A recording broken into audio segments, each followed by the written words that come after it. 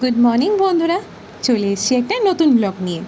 তো আজকে হচ্ছে আমাদের এখানে শীতলা পুজো, তো এই কারণে কালকে রাত্রেই খাবার বানিয়ে রাখতে হয়েছে।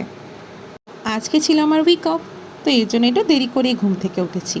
সকালে ঘুম থেকে উঠে চা বানিয়েছিল মা, কালকে রাত্রে রুটি দিয়ে চাটা খেলাম।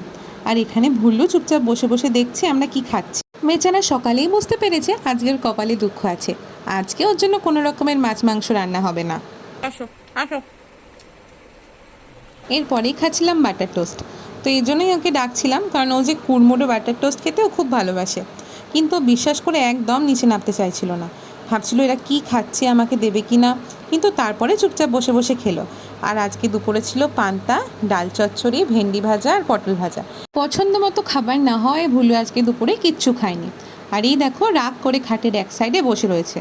সব থেকে অবাক লাগছিল, চুপচাপ মনমরা হয়ে বসে থেকে থেকে বারবার দেওয়ালের দিকে তাকিয়ে আছে।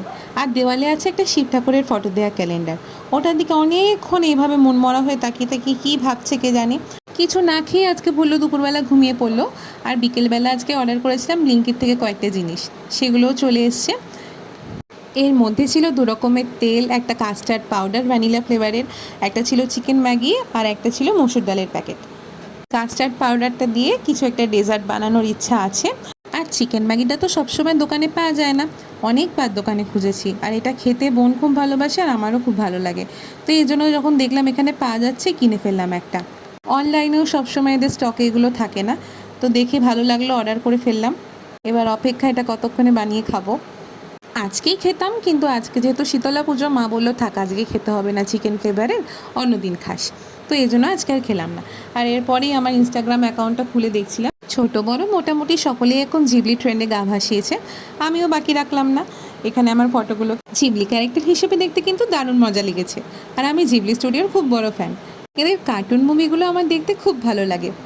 আর এরপরেই বাকি রিলসগুলোকে দেখছিলাম ঘুরিয়ে ফিরিয়ে। এই রিলসটা তো আমার ইনস্টাগ্রামে অনেক কটা ভিউ পেয়েছে। আর এটার পরেই ভুল্লুকে নিয়ে একটা রিলস বানিয়েছিলাম, সেটাই খুলে দেখছিলাম যে কীরকম দেখতে লাগছে। আমাদের ভুল্লু সোনাকে কিন্তু সবাই খুব ভালোবাসে।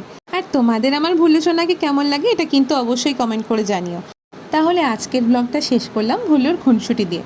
তোমরা বাকি ভিডিওটা দেখতে থাকো, আর তোমাদের আমার ব্লগ কেমন লাগে সেটা কিন্তু জানাতে ভুলো না। আর যদি তোমাদের আমার ব্লগ ভালো লাগে তাহলে অবশ্যই আমার চ্যানেলটাকে সাবস্ক্রাইব করে দিও, লাইক করতে ভুলো না, সাথে কমেন্টটা শেয়ারটাও করে দিও। আজকে তাহলে আসি, আজকে এটুকুই থাক, আবার আসবো নতুন একটা ভিডিও নিয়ে। এখন আসছি, টাটা।